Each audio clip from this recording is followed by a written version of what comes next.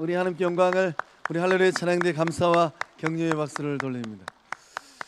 이 은혜로운 찬송의 고백처럼 주를 향한 기쁜 찬송의 소리가 우리 영적 공동체를 통하여서 열방까지 흘러가는 들려지는 은혜와 역사함이 임할 줄로 믿습니다.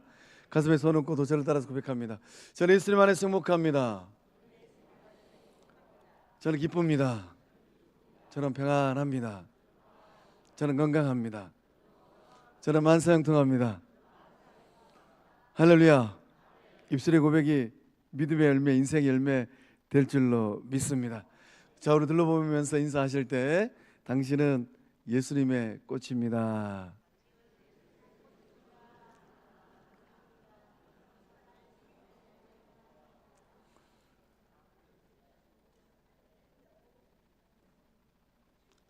옆에 있는 우리 성도님들의 그 얼굴의 꽃이 어떤 얼굴인가요? 아주 아름답고 아주 향기가 좋은 예수님의 살아있는 꽃들 되신 줄로 믿습니다. 오늘 말씀의 제목이 꽃들에게 희망을입니다. 2023년도 살아오시면서 험난한 인생의 길을 걸어갈 때 그 꽃잎파리들이 어떤 상태로 있을까요?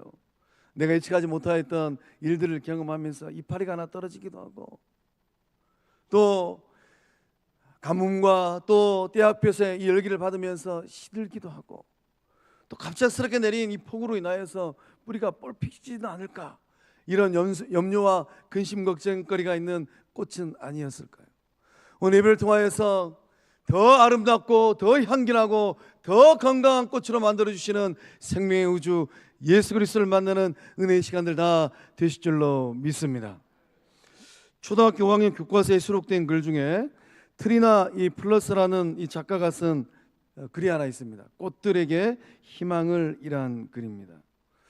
이 글은 아주 좋은 글입니다. 저도 종종 읽습니다. 단숨에 읽어 내려갈 수 있어요. 이 글을 보면 이 두 마리 애벌레가 등장을 합니다. 노랑 애벌레와 호랑 애벌레입니다. 두 마리 애벌레가 이제 노랑 나비가 되어지고 호랑 나비가 되어지는 이 과정, 그 과정 가운데 있었던 일들, 또 이 두 애벌레가 서로 위하고 격려하고 지지하는 이런 사랑과 모험의 이야기가 이 꽃들에게 희망을 이란 책 속에 담겨져 있어요. 애벌레에서 나비로 되는 이 과정 가운데 이 수많은 애벌레들이 기어 올라가는 애벌레 기둥을 올라가는 모습이 저렇게 그려져 있습니다. 저 그림을 보시고 어떤 생각이 드실까요? 수많은 애벌레들이 저 애벌레 기둥을 기어 올라가고 있어요. 저 꼭대기 가면 뭐라도 있을 것이라는 생각을 가지고 올라가 보니까 아무것도 없어요. 다시 추락합니다. 다시 떨어져요. 우리 성도님들이 만약에 애벌레라면 저 애벌레 기둥 가운데 어디쯤 와 있다라고 생각하실까요? 야, 나는 지금 이제 밑바닥에 있구나. 야, 나는 지금 중간쯤이네.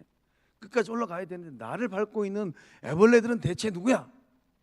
조금만 더 올라가면 이제 이 끝에 이르겠구나. 끝에 올라가 봤더니만 아무것도 없네. 아무것도 없어 하고 추락하는 애벌레이지는 않을까요? 올라가기 위해서 아래에 눌려있는 다른 애벌레들을 밟아야 돼요. 머리를 밟고 배를 밟고 얼굴을 밟고 올라가야만 합니다. 이 올라가는 모습이 안쓰럽다 못해 짠합니다. 경쟁사회를 살아가는 우리들의 모습인 듯 합니다. 이 노랑 애벌레가 먼저 노랑 나비가 됩니다. 이 노랑 나비는 아직 애벌레로 기어다니는 호랑 애벌레를 찾아가요. 그리고 나비가 되는 비결을 가르쳐 줍니다. 나비가 되도록 격려해 줘요. 이 노랑 나비가 이 호랑 애벌레에게 뭐라고 이 나비가 되는 비결을 가르쳐 주는가, 비밀을 가르쳐 주는가? 애벌레로 사는 것을 포기하고 고치를 만들고 잠을 자고 일어나면 아름다운 나비가 되지. 이 비밀을 가르쳐 줘요. 이 노랑 나비의 도움으로 이 호랑 애벌레도 마침내는 호랑 나비가 됩니다. 이 책을 쓴 이 저자 트리나 이 플러스는 이런 고백을 해요. 저는 이 고백을 생각할 때마다 엄청난 도전을 받습니다. 우리 한 목소리로 함께 읽어보겠습니다. 시작. 세상이 꽃들로 가득 차려면 수많은 나비가 필요합니다. 세상이 꽃들로 가득 차려면 수많은 나비가 필요하답니다. 저는 이 저자의 이 고백을 되뇌일 때마다 세상이 예수 꽃들로 가득 차려면 무엇이 필요할까? 앞에 서 있는 천 목사의 목기차랑 황무지에 예수 꽃이 피게 하라. 우리 영적 공동체 거룩한 빛 성관교회를 통하여서 이 지역사회 여수 땅에 황무지 같은 세상 가운데 주께서 기다리는 그 영혼들의 삶에 꽃이 피었을까? 세상이 예수 꽃들로 가득 차려면 무엇이 필요할까요? 큰 건물이 필요할까요? 영적 공동체에 물질이 많아야 될까요? 그 영적 공동체의 명망에 있는 유력 인사가 있어야 될까요? 이런 것들은 다 비본질이에요.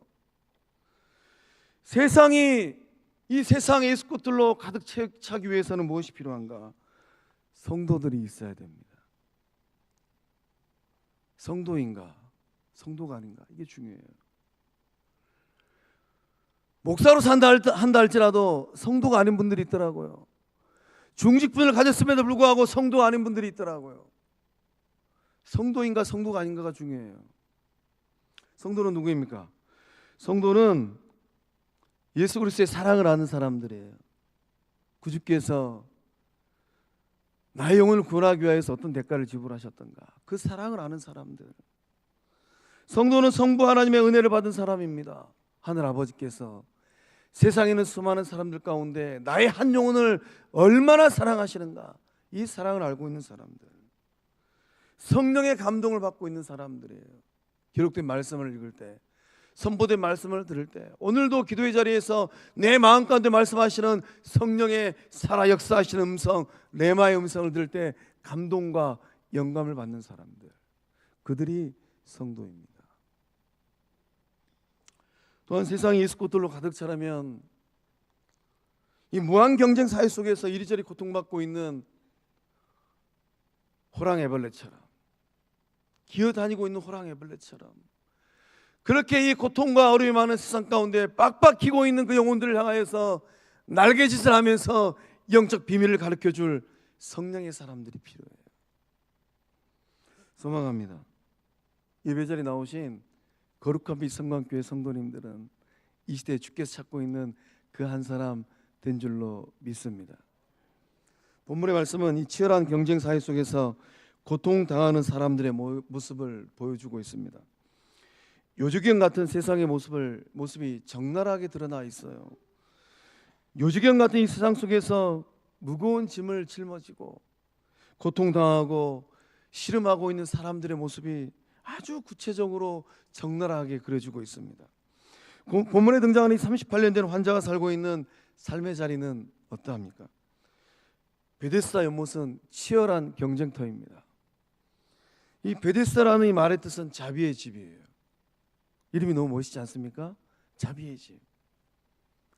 참 아이러니합니다. 자비의 집에 자비가 없어요. 자비의 집에 자비가 흘러 넘쳐야 되는데 자비가 없어요. 오히려 무한한 경쟁과 좌절과 낭망이 있을 뿐입니다. 자비의 집에 모여있는 사람들은 누구입니까? 병자들, 맹인들, 다리 저는 사람들, 혈기 많은 사람들이에요. 이들은 모두 인생의 무거운 짐에 눌려서 씨름하고 있는 사람들입니다. 심각한 인생의 문제를 안고서 씨름하고 끙끙대고 있는 사람들이에요. 누군가의 도움이 절실하게 필요한 사람들입니다. 우리 주변에는 무거운 인생의 짐을 짊어지고 허덕허덕하는 이들이 있지는 않을까요? 인생의 짐이 너무 힘에 붙여서 남몰래 씨름하고 있는 이웃이나 성도들이 있지는 않을까요?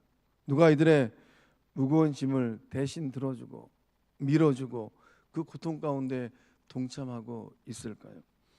예수님은 대체 무엇 하시려고 하늘 보좌를 버리고 이 땅 가운데 오셨겠습니까? 예수님께서 이 땅에 오신 것은 무거운 짐을 짊어지고 있는 그 영혼들의 무거운 짐을 대신 짊어지기 위하여서 오신 줄로 믿습니다. 무거운 짐을 지고 있는 그 영혼들을 우리 주님께서 초청하고 계십니다. 우리 마태복음 11장 28절에서 29절의 말씀을 한 목소리로 읽어보겠습니다. 시작. 수고하고 무거운 짐진 자들아 다 내게로 오라. 내가 너희를 쉬게 하리라. 나는 마음이 온유하고 겸손하니 나의 멍에를 메고 내게 배우라.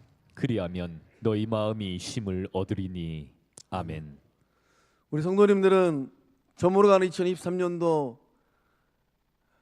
이 지는 해를 바라볼 때 그 삶을 어떻게 바라보고 계실까요? 곰곰이 생각해 보니까 내가 감당하지 못할 이 무거운 짐을 짊어지고 2023년도 참 쉽지 않은 인생 여정을 걸어왔구나.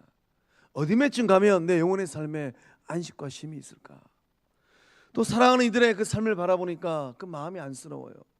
아무개도 평안한 삶, 쉼이 있는 삶, 은혜가 넘치는 삶을 살았으면 좋을 텐데 아무개는 너무나도 무거운 인생의 짐을 짊어지고 있구나. 우리 주님께서 그 영혼들을 초청하십니다. 다 내게로 오라. 내가 너희를 쉬게 하리라. 이 연말에 초청하시는 예수 그리스도를 만남으로 말미암아 영혼의 안식과 쉼을 받고 누리는 주의 백성들 다 되실 줄로 믿습니다. 예수님께서 나는 온유하고 겸손하다라고 말씀하셨어요. 우리 주님은 차별하지 않습니다. 우리 주님은 멀리하지 않아요. 아무리 인생의 짐이 무겁고 힘들다 손치더라도 사람들은 내가 힘들어질까 봐 한 걸음 뒷걸음칩니다. 그러나 우리 주님은 더 가까이 다가오십니다. 그 주를 만남으로 말미암아 안식과 쉼을 누리실 줄로 믿습니다. 베데스다 연못에 모여 있는 이유는 무엇일까요? 그 이유는 한 가지입니다. 인생 문제의 심각성 때문이에요. 문제를 해결하기 위해서는 해결책을 찾아야 되는데 세상에서는 그 해결책을 찾을 수가 없어요. 그래서 한 가닥 신락 같은 희망을 가지고 베데스다 연못으로 모여들기 시작했습니다. 거기에 모이는 사람들은 베데스다 연못에 오는 것 외에는 달리 선택할 방도가 없는 사람들이었어요. 여기도 가보고 저기도 가봤을 것 같습니다. 그렇지만 이 뾰족한 해결책을 찾지 못했습니다. 이 베데스다 이 목가에 모인 사람들은 평안이 없고 희망이 없는 사람들입니다. 어쩌면 이들은 세상으로부터 지인들로부터 소외된 사람들인 것 같습니다. 누가 이들에게 희망을 주고 소망을 줄까요? 누가? 절망스러운 마음을 소망 가득한 마음으로 바꿔줄 수 있을까요? 오늘 예배 자리에 나오신 성도님들의 삶의 자리는 어떨까요? 무한 경쟁 사회 속에서 이리 치이고 저리 치여서 몸과 마음이 상처투성이가 되어 있지는 않을까요?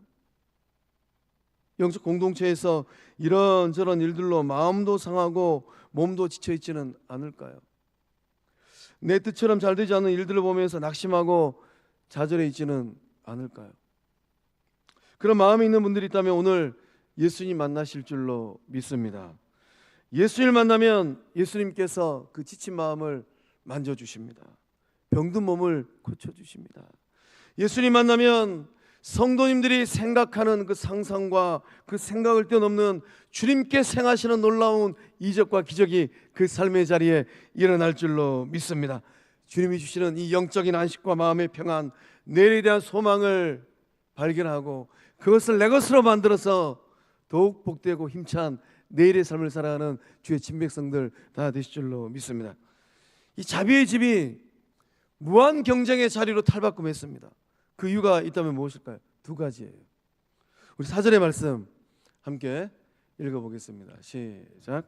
이는 천사가 가끔 못에 내려와 물을 움직이게 하는데 움직인 후에 먼저 들어가는 자는 어떤 병에 걸렸든지 낫게 되밀어라. 아멘. 4절 말씀 보면 꺽쇠 표시가 되어 있습니다. 그 성경책 밑에 보면 이하고 가로되어 있는데 어떤 사본에는 이 괄호 내 구절이 없고라고 기록되어 있어요. 그러니까 이 말씀은 해석을 참 잘 해야 될 말씀이라는 뜻입니다. 이 자비의 집이 무한 경쟁의 자리로 바뀐 이유가 있다면 무엇입니까? 첫 번째 이유는 천사가 가끔 못에 내려오기 때문입니다. 천사가 오려면은 시간마다 오든지 그것도 아니면 너무 바빠서 매 시간마다 못 올 것 같으면은 매일마다 왔다면 1년 365일 10년이면 3650번 왔다 가는 거예요. 그러면 본문에 등장하는 38년 동안 병고로에서 고통당했던 이 영혼이 38년을 기다리며 했을까? 줄을 서시오. 1시간 뒤에 천사가 옵니다. 오늘 못 오면 내일 옵니다. 줄을 서시오. 천사가 그렇게 왔다라면 38년 동안 인생 고생하지 않았을 것 같아요. 두 번째 이유는 무엇입니까? 경쟁이 너무 치열해요. 먼저 들어가는 자, 경쟁이지 않습니까? 어쩌다 한번 오는 기회와 찬스입니다. 양보란 것이 있을 수가 없어요. 어떤 수단과 방법을 동원해서라도 물이 동할 때 연못산에 들어가야 돼요. 한국교회가 이렇게 몸살 앓고 있는 이유가 있다면 무엇일까요? 영적 공동체 안에 경쟁이 너무 치열합니다. 어쩌다 한번 오는 그날이 되면 뒤질 수가 없어가지고 한번 오는 기회와 찬스를 절대 놓치기 싫어가지고 양보를 안 해요. 온갖 수단과 방법을 동원해서 그 기회를 잡아야 됩니다. 그러니 한국교회가 그때만 되면 시끄럽고 몸살을 앓고 있는 것입니다. 우리 거룩함의 성강교회는 얼마나 감사합니까? 하나님께서 은혜 주셔서 서로 양보하고 자네가 먼저 가서 자네가 먼저 쓰임 받게라. 이 거룩한 은혜가 우리 영적 공동체 가운데 흐르고 있는 줄로 믿습니다. 38년 된 이 환자의 서러움은 무엇일까요? 7절 말씀 보면 이 처량한 자신의 모습을 예수님 앞에 토로합니다. 이 환자의 서러움은 무엇입니까? 물이 움직일 때 이 연못에 넣어줄 사람이 없다는 것. 이것이 바로 38년 동안 병고를 앓고 있는 이 환자의 서러움이에요. 도와주는 사람이 없습니다. 가족도 포기하고 지인들도 포기했다는 뜻이에요. 아무리 둘러봐도 나의 처지와 형편을 헤아려주는 사람이 없어요. 이 사람의 모습이 좀 불쌍해 보이지 않으세요? 베데스가 이 목가에 모인 사람들의 믿음은 어떤 믿음일까요? 이 전혀 성경적인 근거가 없는 것에 인생을 걸고 있는 믿음이에요. 비성경적입니다. 지푸라기라도 잡고 싶은 믿음이에요. 사람이 물에 빠지면은 지푸라기라도 잡고 싶어 한답니다. 지푸라기라도 잡고 싶은 믿음을 가진 이유가 있다면 무엇입니까? 희망을 줄 수 있는 사람이 단 한 사람도 없기 때문입니다. 보게 좀만 기다리소. 내가 부축해서 다음에는 자네를 넣어주겠네. 희망이 없어요. 한 사람도 없습니다. 누가 이들에게 참된 희망과 믿음을 줄 수 있을까요? 누가 이들에게 절망을 극복할 수 있는 힘을 줄 수 있겠습니까? 예수님께서 질문을 하십니다. 우리 6절 말씀 함께 읽어보겠습니다. 시작. 예수께서 그 누운 곳을 보시고 병이 벌써 오래된 줄 아시고 이르시되 내가 낫고자 하느냐. 아멘. 우리 주님께서 이 환자에게 질문을 합니다. 내가 낫고자 하느냐. 이 38년 동안 병든 몸을 가지고 힘겹게 살아온 사람입니다. 지칠 대로 지쳐 있는 사람. 그 형편을 몰라서 묻는 질문이 아니에요. 그 아픈 마음, 서러운 마음, 고통스러운 삶을 몰라서 확인해 보고 싶어서 묻는 질문이 아닙니다. 예수님께서 보시고 아셨어요. 우리 주님은 보시면 아십니다. 앞에 서 있는 최 목사는 보기는 보지만 때로는 잘 모를 수도 있어요. 또 알긴 알지만은 내 능력의 한계가 미천해서 도와주고 싶은 만큼 못 도와줄 때도 있습니다. 우리 주님은 어떠합니까? 우리 주님은 보시고 아시고 질문하시고 가까이 다가오셔서 도와주시는 능력의 주님인 줄로 믿습니다. 어느 누구도 이 38년 된 환자에게 관심을 갖지 않았어요. 무관심의 대상입니다. 있으나 마나한 존재, 걸리적거리는 존재, 좀 가버렸으면 좋을 것 같은 존재. 이름도 몰라요, 나이도 몰라요, 그 삶의 형편도 몰라요. 물어주는 이 하나 없어요. 오직 예수님만 38년 된 환자에게 관심을 가지고 질문을 했습니다. 사랑의 눈빛으로 그 아픈 몸과 마음을 헤아리면서 질문을 던졌어요. 내가 낫고자 하느냐. 예수님께서 던진 이 질문은 희망을 불러일으키는 질문입니다. 절망 가운데 있는 이 영혼에게 희망의 불을 지금 던지고 계십니다. 게르케고르는 이 절망을 죽음에 이르는 병이다라고 명명을 했습니다. 죽음에 이르는 병이 무엇입니까? 암병으로, 심장병으로, 중한 질병에 걸리면 죽기도 합니다. 그러나 영혼의 삶을 죽음으로 내모는 병은 암병도 심장병도 아니에요. 절망입니다. 어떻게 하면 이 절망의 사슬을 끊어낼 수 있을까요? 이 절망의 삶에 의미를 부여하는 거예요. 주님께서 내가 낫고자 하느냐 질문하셨습니다. 우리 주님께서 내가 살고자 하느냐라고 돌려서 묻는 거예요. 살아야 될 삶의 의미는 무엇인가? 삶의 의미를 어디서 발견하고 있는가라고 묻고 있는 것입니다. 우리 성도님들은 살아가야 될 삶의 의미를 어디서 발견하고 있을까요? 빅터 프랭클 박사는 이 나치 수용소에 감금되었습니다. 이 독일 군인들이 건강해 보이지 않은 유대인 포로들을 매일마다 잡아서 형장의 이슬로 보냈어요. 그것을 보고 빅터 프랭클 박사는 한 가지 결단을 합니다. 매일 아침마다 깨어진 유리 조각을 가지고 혈기가 없는 이 얼굴에 혈기를 돌게 만들어야겠구나. 핏기 없는 이 얼굴에 핏기가 있도록 만들어야 되겠구나. 죽음의 수용소에서 이 살아남아야 될 이유를 빅터 프랭클 박사는 발견합니다. 내일이 오기 때문이에요. 성도님들은 인생의 그 삶의 의미를 어디서 발견하고 있을까요? 우리가 예수의 신부라면 우리가 살아가야 될 삶의 의미를 어디서 발견하고 있을까요? 그 삶의 의미를 발견하고 매일 아침 깨진 유리 조각으로 면도를 했어요. 얼굴을 만졌습니다. 혈색이 돌고 얼굴에 피크가 있어 보이는 이 빅터 프랭클 박사. 어떤 삶을 살았을까요? 1번 끌려가서 형장의 이슬로 사라졌다. 2번 살아남아서 쓰임받는 의의 도구가 되었다. 1번입니까? 2번입니까? 믿은 대로 된 줄로 믿습니다. 살아남았어요.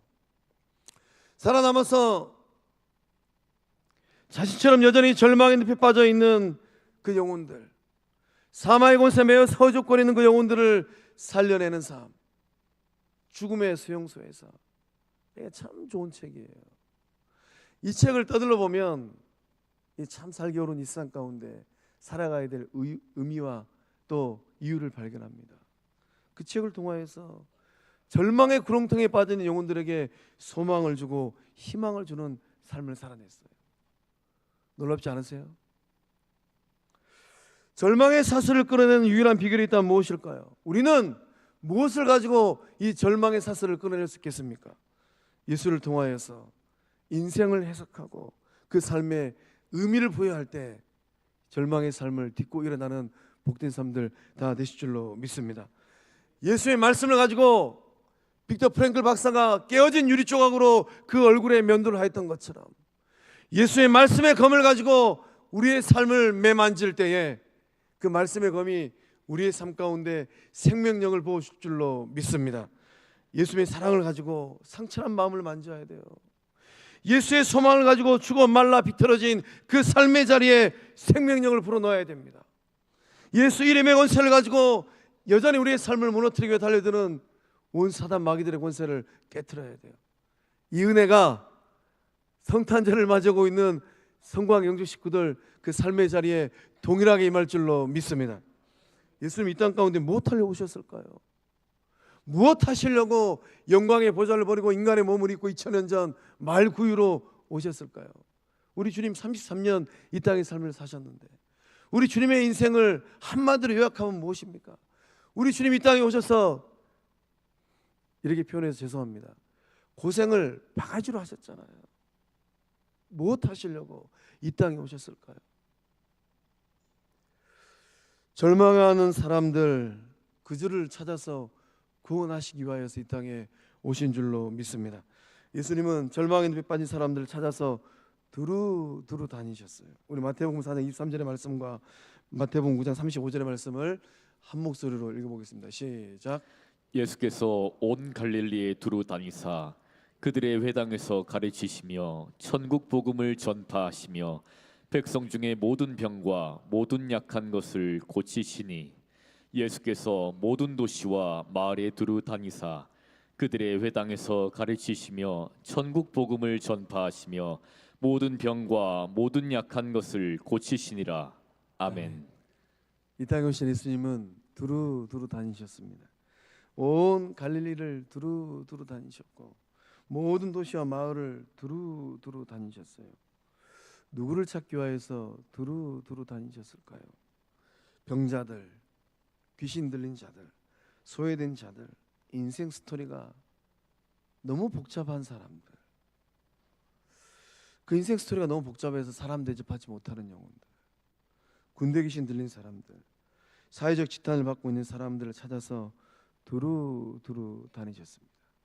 제가 이렇게 제스처하면 성도님들은 두루두루 이렇게 표현하세요.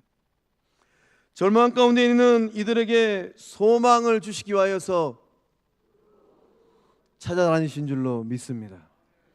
고뇌와 번민으로 힘들어하는 이들에게 평안을 주시기 위하여서 찾아다니신 줄로 믿습니다. 슬픔과 우울함에 힘들어하는 이들에게 기쁨을 주시기 위하여서 찾아다니신 줄로 믿습니다.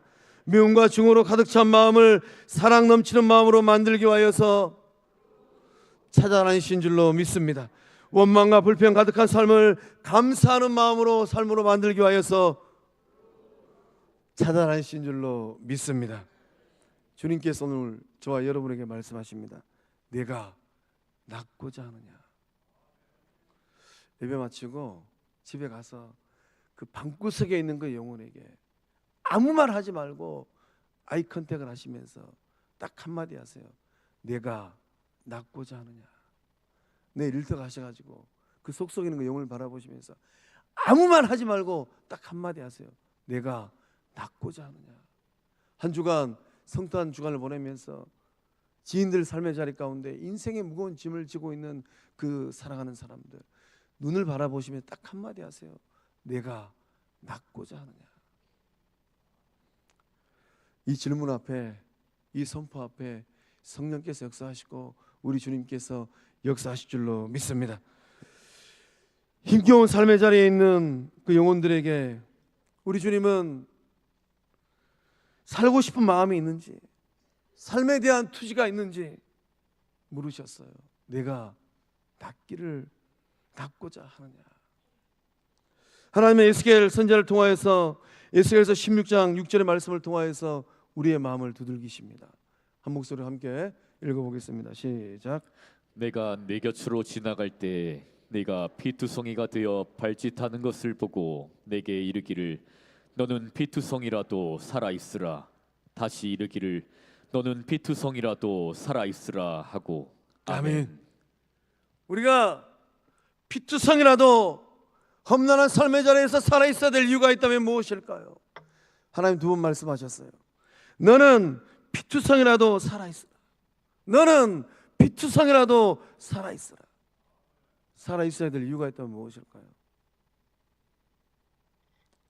우리의 예배를 받으시고 우리의 기도를 들으시는 예수님께서 살아계시기 때문인 줄로 믿습니다. 우리의 삶의 형편과 처지를 살피시는 하나님께서 일하시기 때문인 줄로 믿습니다. 예수님께서 명령하십니다. 8절과 9절 말씀 함께 읽어보겠습니다. 예수께서 이르시되 일어나 내 자리를 들고 걸어가라 하시니 그 사람이 곧 나아서 자리를 들고 걸어가니라. 아멘. 할렐루야. 주님께서 내가 낫고자 하느냐라고 물으실 때에 할렐루야 아멘으로 화답할 때 주님께서 38년 전 병자에게 명령하셨던 일어나 내 자리를 들고 걸어가라. 일어나 걸어가는 놀라운 생명의 역사함이 성도님들의 입술에 그 선포된 말을 통하여서 그 삶을 통하여서 두루두루 찾아다니면서 내가 낫고자 하느냐 영혼들의 삶에 일어나는 역사가 될 줄로 믿습니다. 기도하시겠습니다. 사랑의 하나님, 예수님 이 땅 가운데 보내주셔서 감사드립니다. 예수님 안에서 참된 자유와 평안을 발견하고 마음껏 누리는 복된 삶 되게 하여 주시옵소서. 오늘도 우리에게 묻고 계십니다. 내가 낫고자 하느냐 물으실 때에 우리 가운데 있는 육체적 어려움과 고통 속에 있는 성도들의 아픈 몸과 마음을 만져주시는 예수님의 놀라운 생명의 능력들 임하게 하여 주시옵소서. 고쳐주시는 하나님의 능력 임하게 하여 주시옵소서. 일어나 내 자리를 들고 걸어가라 말씀하였사오니 이 동일한 회복과 치유와 치료의 역사함이 복된 성탄 주일 주간에 임하게 하여 주시옵소서. 역사하심을 믿사옵고 생명 되시고 주권자 되시는 예수님의 이름으로 간절히 축복하며 기도하옵나이다. 아멘. 다 함께 일어나셔서 결단송 행복 찬양하고 축도하며 예배를 마치겠습니다.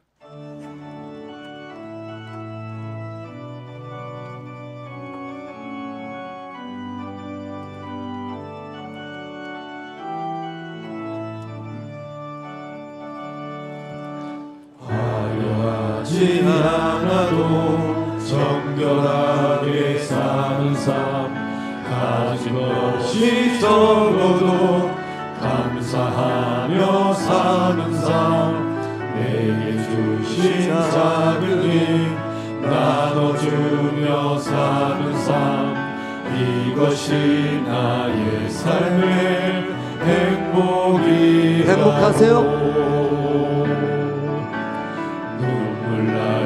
많지만 기도할 수 있는 것, 억울한 일 많으나 주를 위해 참는 것, 비록 짧은 작은 삶 주 뜻대로 사는 것, 이것이 나의 삶의 행복이라고. 행복하세요.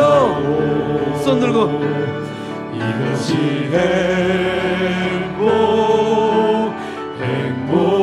행복이라오. 세상은 알 수 없는 하나님 선물, 이것이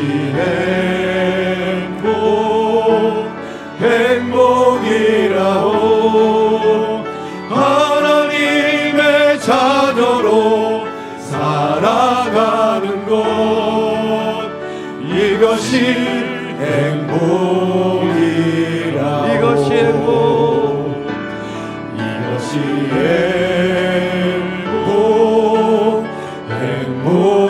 행복이라오. 세상을 알 수 없는 하나님 선물, 이것이 행복이라오. 예수님의 제자로 살아가는 것, 이것이 행복이라오. 우리 주님께 영광의 박수를 드리겠습니다.